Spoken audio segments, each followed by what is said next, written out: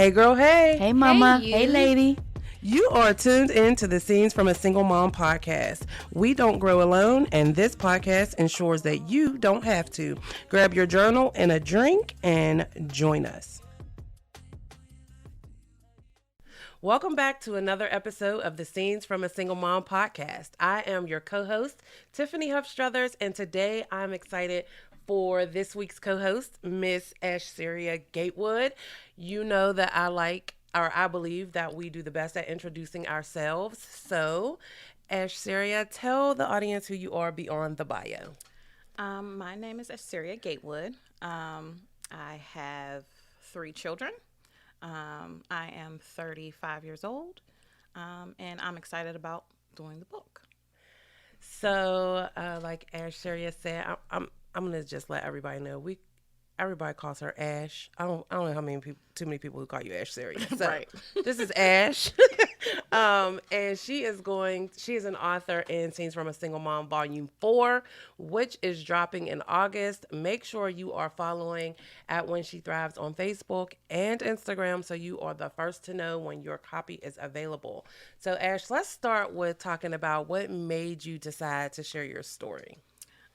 What decided to make me do my story was I'm a single mom.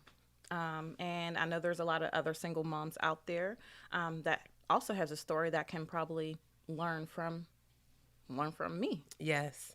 So one of the themes, because Ash's story is deep, y'all. We ain't gonna spill all the tea, but one of the themes that is a constant flowing through your story is the challenges in relationships with mothers and daughters. Yes.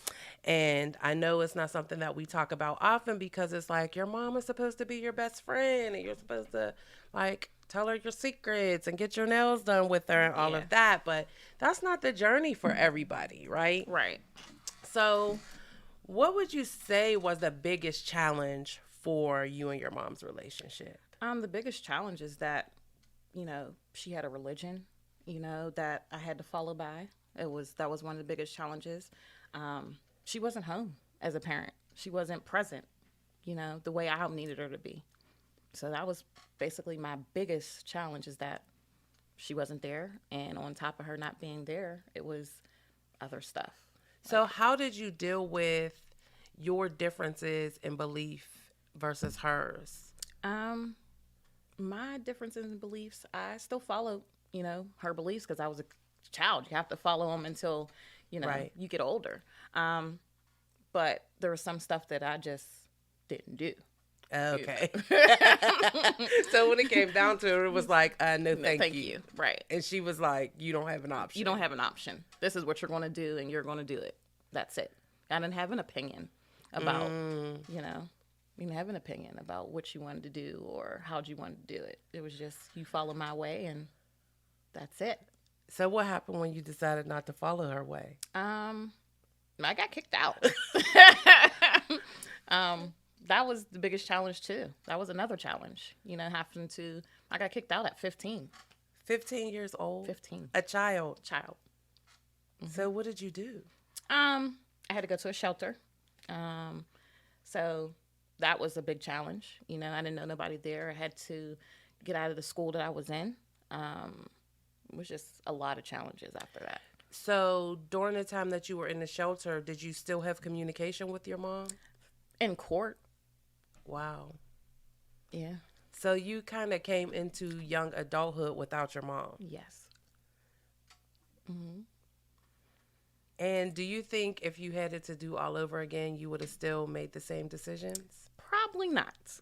I probably would have seen it from, try to see it from both angles. But I had to grow into my own person, and she wasn't allowing me to grow into me. She wanted to shelter me and grow into what she wanted to make me out of. And I think we all do that as parents to a degree. To a degree. Yeah. So what's the dynamic of your relationship with your mom like now?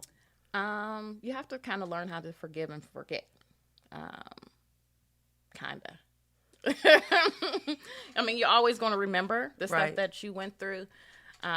But even as me as a parent now, it's definitely challenging. I see some of the stuff that she said, and I'd be like, you know, She wasn't always she wrong. wasn't always wrong, but sometimes she was definitely wrong about certain things. Are you able to communicate with her better now? She doesn't want to talk about the past, or Okay. she doesn't like addressing the issues. So we talk, but on the basis of, mom and daughter, or Very surface level. Yeah. And how has that impacted your relationship with your daughter now, who is, well, she's older than 15. She's 16. Okay, so she's 16. So it's kind of like, We have an open book. Like, there's nothing that you can't come and tell me, and we can't talk about it. okay. So it's a different relationship than me and my mom had, because I wasn't able to come to her and be like, oh, Mom, guess what? I like this boy. I'm going to go out with him. Right. Yeah. Where my daughter's we're able to be open about certain situations, and I can tell her, well, this is what I would have did if I was younger, or, you know what I mean? Right. It's just a different, even though, kids are rebuttal and all this other stuff, but we just have an open relationship more than I had with my mom. And do you see a difference? I definitely see a difference. Yeah, I think it's challenging. When we think about what were our moms thinking? I don't know. And then it's like now our kids are probably thinking the same things about us. They definitely probably think the same things. My daughter and my aspect think that I never was a child before. Like, I never experienced anything in life. Like, Right. Right. Does she have a relationship with your mom? She does, but my mom is kind of like a pusher. Like, she pushed buttons that she shouldn't necessarily push on certain aspects. So, my daughter just be like, okay, Grandma. Right. All right. Just being respectful. Yeah, just being respectful. So what do you think could have made the relationship with your mom stronger? Her, talking to me, explaining to me why, why I had to be in this religion, or why couldn't I just be me, or to the aspect of why couldn't I talk to her about certain situations or certain things. She just blocked me out. She didn't want to hear it. At all? At all. So how do you think that influenced your young adulthood? As you, like you said, you left home at 15, you were in a shelter, and then who was guiding you as a young adult, if not mom? Me. I wanted more. I wanted to know more. I never even been on a plane until I was 30. Wow. So, me. And there was there's people in the program where they'd be like, if you have to, you have to be yourself. You have to be you at the end of the day. But you went from a situation where you couldn't be yourself to just like basically being me. It's not. That's like almost like being in jail to just being completely free and never having been free before. And never been free. How did you handle it? Kind of wild. It was kind of wild. It was definitely situationships. That's what I would say. So at what age would you say that you found a sense of normalcy? I guess the reality of having a child. Okay. Of a sense of normalcy, as in, okay, well, you can't just be out here just doing whatever you want to do. So how old were you when you had your first child? I was, 17? Okay. Going on 18. That was in May. So, yeah. On my 18th birthday. Around there. Mm-hmm. So adulthood was kind of like, okay, it's real now. It's real. Like, what you gonna do? Like, 15, I always, was an independent person in the first place. Because, like I said, my mom was never home. So it was basically like she worked from 3 to 11. And when she got home, she was tired. She was asleep. And then, when I left for school, right, that was it. Right. For school, she was. So when you had your daughter, were you done with school or were you still in school? No, I was still in school. So you were working and going to school and taking care of your baby. Yep. Yeah. Wow. And were you still in the shelter at this time? Mm-hmm. I was up into the shelter until they just was like, well, you're able to, go out on your own or whatever. At 17, when I got pregnant, around that time, that's when they were like, you're able to. Like you're a grown up, have a nice life. Yeah, basically. So there was never really a full reconciliation with your mom. Like once you left, that was it. That was it. Once I left, me and her talked, but there was a point in time where I didn't want to talk to her at all. Mm. It was to that point where. Did I you felt like have she just gave up. Did you have therapy? Mm-hmm. Did you? Was it? Yeah. Do you think it was helpful? To a certain extent. That question of, well, how do you feel about this? Right. You know, it was definitely helpful though. Yeah. Therapy is definitely helpful to get through all of it. I mean, I think it's challenging at a young age when you're like, this is the person who's supposed to take care of you into adulthood, and now it's like, well, maybe not. You're an adult now, Right. and then you became a mother so quickly. Yep. That I didn't even have a chance. No childhood. No. Mm-mm. Independent. Really. So how did you navigate young motherhood without your mother? It was definitely a challenge because I thought, you know, a baby was going to be just a walk in the park. Really? At first, I'm like, oh, they're cute. They're, you know, they're Right. gonna, you know, nope, it's not. It wasn't easy. It definitely wasn't easy. So having to balance the two, I definitely took a lot of mothering classes. They had those, so I definitely went to those for just a little bit of guidance of how a child was going to raise a child, basically. Right. Because that's what I felt like. Felt Well, like I at was least still a you kid. were proactive and you went and took a class Yeah. instead of just trial and error. Yeah, I definitely did. I definitely was like, oh, you know, there was other teen moms like me, too. Right. So in the counseling sessions, they would definitely say, well, do you need any help? Or you need any services or anything? I was like, well, is there a mothering one? Because I need it. The support. Yeah, Yeah. the support. Yeah, I think that it's really important to have community and know that you're not alone. Right. It definitely was. So you went to the mothering classes and then you're living on your own now Yeah, now. and you finished school. Mm-hmm. How did you decide what you were going to do after you finished school? I always had a plan. Well, first I thought I was just going to be this nurse, you know, and then like I did try to go to nursing school and had to drop out because I was having complications being pregnant. Okay. So I did try that. Then I worked until I, you know, was able to even provide for just me and her. Because Right. I didn't even know how I was going to do that. Right. Like, how do you provide for you and your child? Right. That's things that my mom never even showed me or you know, Right. told me. Like, oh, well, when you get out on your own, you're going to have to provide For for yourself, yourself and a child. and a child. Right. That's not easy. No, So- it can get overwhelming. Yeah, it definitely is Especially overwhelming. when you're young. So it was definitely challenging. So with the guidance of, you know, just my mind frame of what I wanted, Right. I wanted more. I wanted, you know, eventually go to college and, you know, find me and find out who this baby is. Because I didn't know what was going to hit me.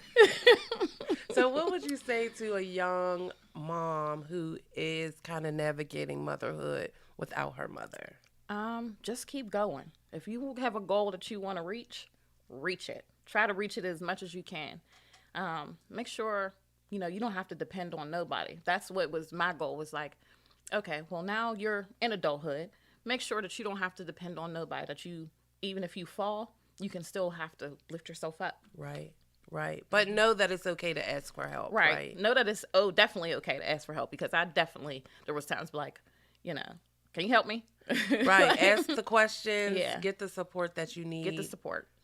Support is definitely needed, and there's so much stuff out there that can support you. Yes. I mean, I didn't know that until I got into a program that, you know, could be like, oh, if I didn't go to that, you know, it was independent living at the time. If I didn't go there, there was a lot of stuff that I did not know Right. that you can have for assistance.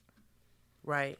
Yeah, You know? you got to ask for help. Yeah. I didn't know there was definitely a welfare or Any of any that. of that. You had no idea. No idea. And so you get there by asking questions, Right. right?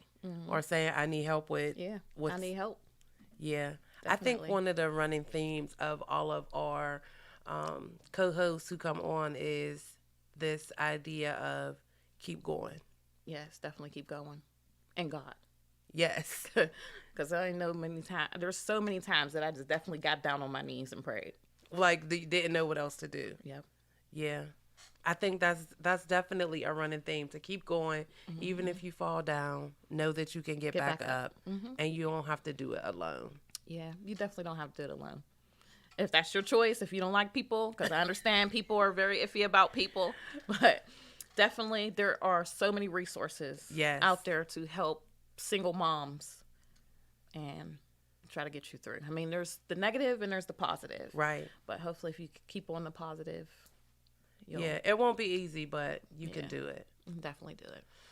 All right, well, I think that's a great place to leave the audience for the week. Make sure that you are following When She Thrives, like I said, on Instagram and Facebook at When She Thrives, so you are aware when you can get your signed copy of Scenes Right. from a Single Mom Volume 4, where Ash is an author. And we will look forward to seeing you here next week. Thank you again for tuning in to this week's episode of the Scenes from a Single Mom podcast. If you were blessed by this episode, please take a moment or two and leave us a review, because when you do, you create an opportunity for another mom to find us and get the tips, tools, and tea that we share here as you grow through on your motherhood journey. And if you're not already, be sure to head over to Facebook and Instagram and follow us at When She Thrives, so that you are aware of all the greatness that is going on with When She Thrives out here in these streets. And last but certainly not least, grab your copies of Scenes from a Single Mom Volumes 1 and 2, and of course 3 and 4 are coming soon. Thank you again for listening, and we will chat with you next week.